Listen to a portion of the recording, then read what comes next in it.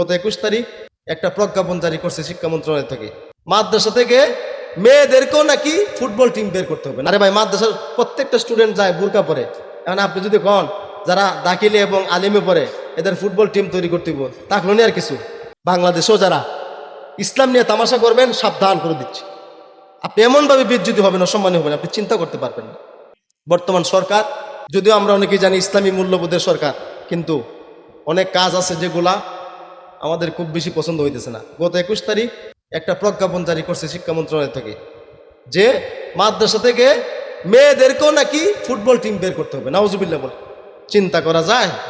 এই সরকারের শিক্ষা মন্ত্রণালয়ে যে কোন নাস্তিকদের ভূত বসে আছে এটা তো আমরা জানি না।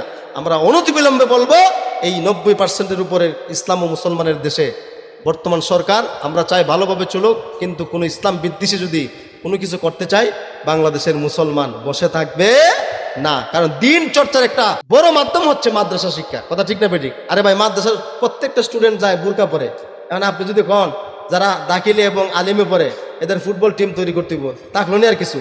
অতএব এগুলো সহ ইসলাম বিদ্বেষী সেকুলাররা যারা ইসলামকে নিয়ে সময়ে সময়ে যুগে যুগে তামাশা করছে, আমরা তাদেরকে হুঁশিয়ার করছি। আর সরকারকে বলছি, আপনারা এই বিষয়গুলা দেখভাল করবেন।